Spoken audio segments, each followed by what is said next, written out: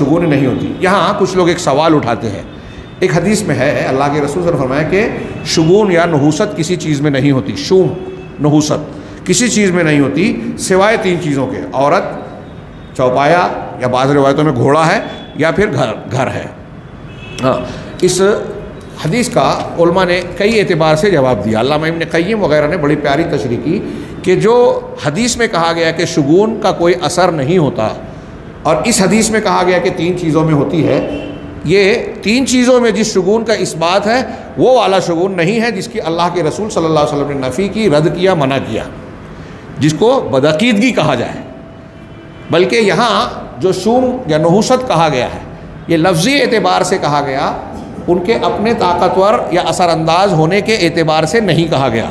ये ऐसे ही है कि अगर आपके लिए कोई आदमी बाइसे बरकत साबित होता है तो आप कहते हैं कि ये शख्स मुबारक है। कहते हैं, वालिदैन कहते हैं कि हमारा ये बेटा अल्लाह तबारक व तआला की जानिब से बरकत का बाइस है, बच्चा मुबारक है, बरकत वाला है, और बच्चे की वजह से ये ऐसा है शरीर और बुरा कि इसकी वजह से हमको नुकसानात होते हैं। तो इस कबीले से कि कोई अच्छाई और बुराई का सबब बन रहा है, सबब मानते हुए उसको अगर ये कहा जाए कि ये शर और खैर का ज़रिया है तो इसमें कोई बदअक़ीदगी नहीं है। अब जैसे ये जो औरत में कहा गया, कोई औरत बदज़बान है, नाफरमान है शौहर की, हाँ, बहुत सी बुराइयाँ ला रही है, झगड़े पैदा कर रही है। इसी तरीके से कोई घर है, उसके पड़ोसी बुरे हैं, अहले इल्म की तशरीहात नहीं है, तो घर की अच्छाई ये है कि उसके पड़ोसी अच्छे हों।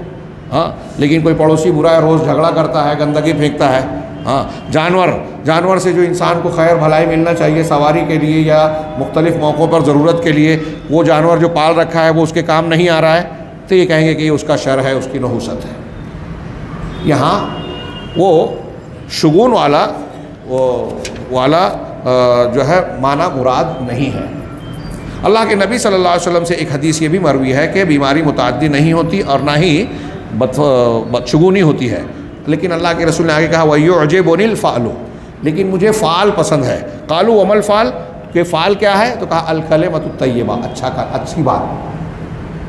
ये इस्तिस्ना है, कोई इसको दलील बनाकर कहे कि देखिए हदीस में तो है कि फ़ाल लिया जा सकता है, लेकिन अल्लाह के रसूल सल्लल्लाहु अलैहि वसल्लम ने उसकी तशरीह कर दी, सहाबा कराम ने उसकी तशरीह कर दी। वो क्या है? फ़ाल ये है कि आदमी किसी चीज़ को, लफ्ज़ को सुनकर कुछ सुरूर और फ़रहत महसूस करे। जैसे कोई आदमी कहे कि आपका नाम क्या है? कहा फ़ौज़, कामयाबी। हाँ, राशिद, रुश्द, हिदायत वाला। हाँ, बुशरा, किसी लड़की का नाम हो, खुशखबरी। तो अब सुनने के बाद कहें कि चलो अच्छा नाम है, अल्लाह ताला इंशाअल्लाह अच्छा करेगा। तो ये अक़ीदे की बुनियाद पर नहीं है, बल्कि किसी नाम को सुनकर फ़रहत महसूस करना, खुशी महसूस करना कि ये नाम है, अल्लाह ताला से उम्मीद है कि अच्छा काम अच्छा करेगा। यही नबी करीम सल्लल्लाहु अलैहि वसल्लम ने एक आदमी से कहा सालेह नाम है, कहा इंशाअल्लाह सलाह होगी, अच्छाई होगी। अहले इल्म ने इसकी मुख्तलिफ तशरीहात करते हुए कहा कि अल्लाह के रसूल सल्लल्लाहु अलैहि वसल्लम ने शुगून को हराम और नाजायज़ कहा इसलिए कि वह अक़ीदे से मुताल्लिक़ है। फ़ाल को पसंद किया इसलिए कि इसका ताल्लुक़ अक़ीदे से नहीं है। शुगून अल्लाह तबारक, और दूसरा एक बाज़ उलमा ने यह तशरीह की, इसका कौल को नकल किया। बाज़ उलमा ने कहा कि बदशुगूनी लेना अल्लाह के साथ बदज़नी की कबील से है।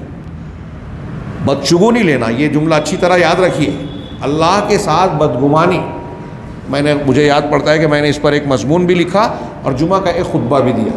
इस पर भी एक बाब बांधा है शेख मोहम्मद बिन अब्दुल वहाब रहमहुल्लाह ने, अल्लाह के साथ बदगुमानी। और अल्लामा इब्न क़य्यिम वगैरह की तशरीह नकल की है कि बहुत कम लोग होंगे, बहुत कम लोगों में जो अल्लाह के साथ बदगुमानी के गुनाह से बच पाते हैं। मैं सिर्फ एक